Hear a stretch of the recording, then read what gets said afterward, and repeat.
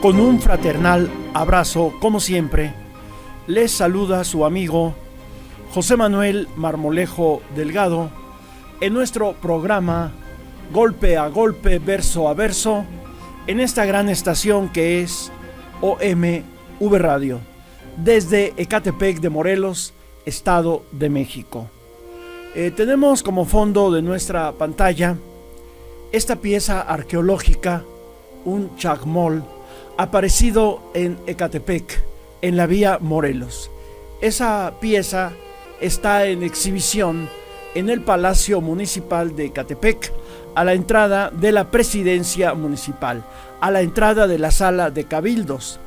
Pero la ciudadanía lo que requiere es que se cree el Museo de Sitio de Ecatepec, en donde sea exhibida toda esta riqueza histórica de nuestro municipio, todo nuestro patrimonio cultural. Vamos a dar inicio a nuestro programa Golpe a Golpe, Verso a Verso, con este interesantísimo libro de Armando Bartra, que hace un excelente análisis acerca de la Guerra Cristera. El libro es Los herederos de Zapata, de Armando Bartra. Armando Bartra nos dice lo siguiente: todas las formas despóticas que adopta la consolidación en el poder del grupo Sonora generan resistencia campesina, y es la política antirreligiosa de Calles el aglutinador, desatándose la lucha campesina por la libertad en general y por la libertad religiosa en lo particular. Armando Bartra asegura que no es el sesgo religioso lo que define a los cristeros como reaccionarios. Su movimiento es conservador porque solo puede oponerse a los cambios impuestos despóticamente oponiéndose a todo cambio. La cristiada tiene que ser contrarrevolucionaria porque el gobierno despótico al que combate se ha apropiado de la revolución. La cristiada, continúa Bartra, es un estallido popular orientado contra las modalidades más inadmisibles del despotismo gubernamental. Es un movimiento espontáneo y masivo que reivindica una de las banderas de la lucha campesina, la libertad, contraponiéndose a un agrarismo que se ha transformado en sinónimo de sometimiento político al Estado. Pero también es un intento de las organizaciones clericales y ciertos sectores marginados de las clases dominantes para restaurar el viejo orden de cosas desmantelado por la revolución. Existe una coincidencia entre la política contrarrevolucionaria de la Iglesia y los terratenientes con el movimiento campesino en el intento de restaurar el viejo despotismo en la lucha en contra del nuevo despotismo. Ambas fuerzas se identifican en 1926 en su oposición al gobierno, pero con motivaciones y objetivos distintos. Lucha de la cual los campesinos obtuvieron un aparato político que le dio unidad nacional a su movimiento, pero las ventajas obtenidas por los terratenientes y la Iglesia son infinitamente mayores.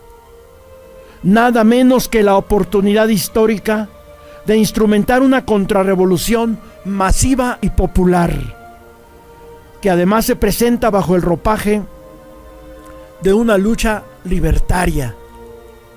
Los sectores rurales más hostiles al gobierno son los marginados con la reforma agraria, los marginados de la reforma agraria, o que no obtuvieron ninguna mejora en sus condiciones de existencia, es decir, los peones acasillados, los aparceros, los pequeños y medianos campesinos independientes y una parte de esos sectores estrecha su relación de dependencia con los hacendados.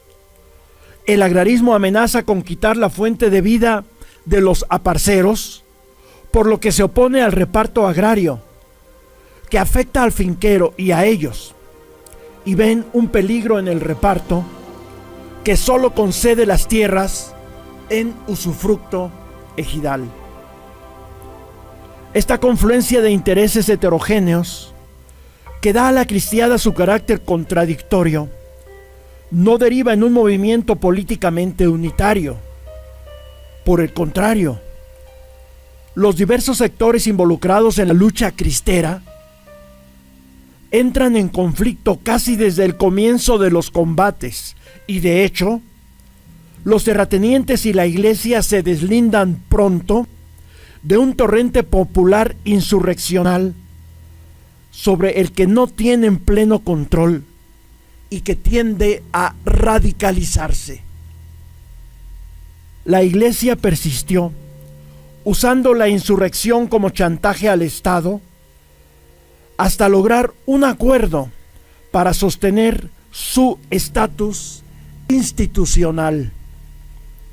Y sólo así decreta el fin de la lucha, atribuyéndose una autoridad que de hecho no tenía.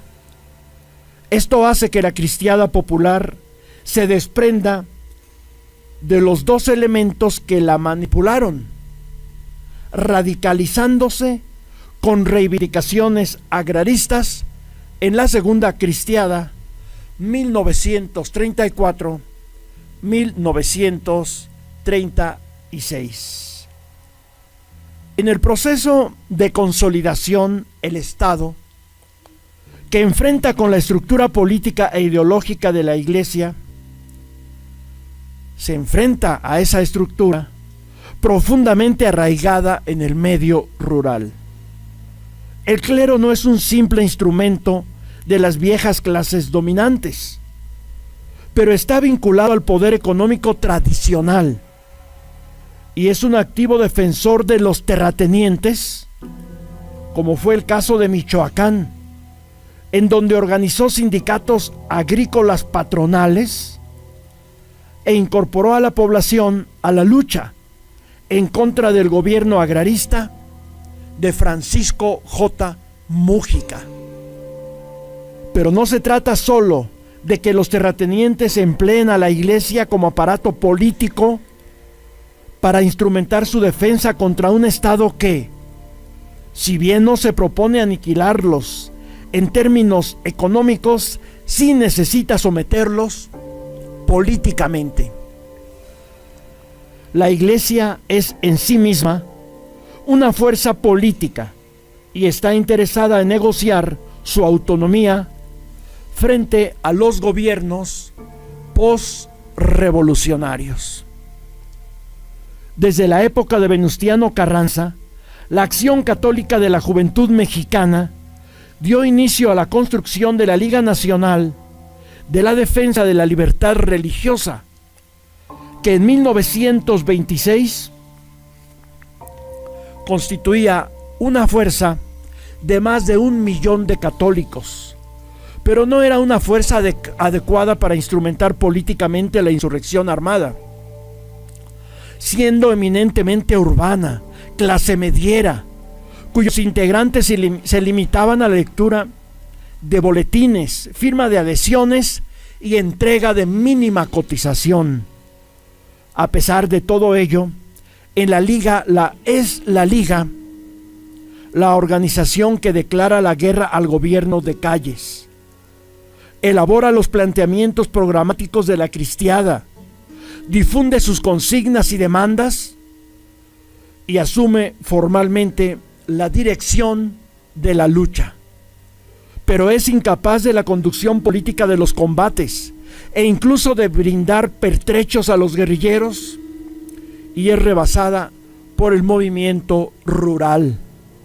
Existieron desde luego otras organizaciones profundamente insertadas en el medio campesino, como la Unión Popular de Anacleto Gómez Flores en Jalisco, que operaba también en Nayarit, Zacatecas, Guanajuato y Michoacán, contando con intenso trabajo de base y designando mandos de origen campesino y actuando con notable eficacia.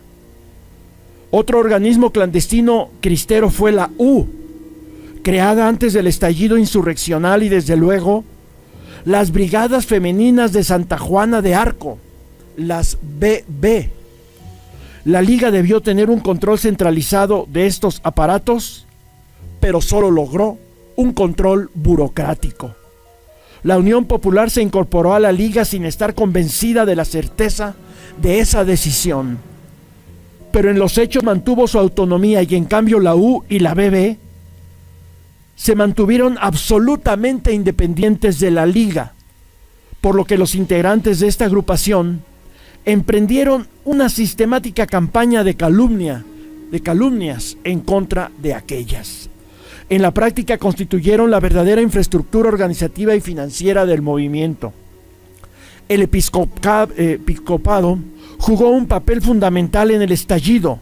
La jerarquía católica empujó a sus fieles a la insurrección, presionando al gobierno de Calles con la suspensión del culto, agitando a los católicos, sin aceptarlo oficialmente ni reconocerlo públicamente. El episcopado autorizó la insurrección, aunque nunca asumió un compromiso fraterno con la sublevación que promovió, ni una responsabilidad orgánica en la lucha, difundiendo que ni Roma ni los obispos nacionales apoyaban la acción violenta, y cobardemente expresaron que incluso la repudian, cuando en realidad estaba la Iglesia detrás de esta.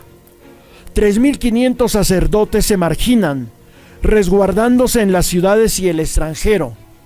Solo 5 toman las armas, 15 se hacen capellanes, cristeros, y 25 apoyan directa o indirectamente al movimiento.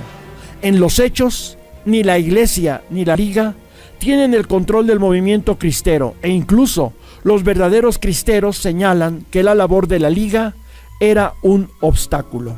Pues hasta aquí, por el día de hoy, nuestro programa Golpe a Golpe, Verso a Verso. Continuaremos hablando de este tema en nuestro siguiente programa.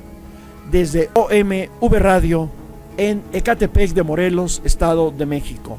Se despide de ustedes su amigo José Manuel Marmolejo Delgado.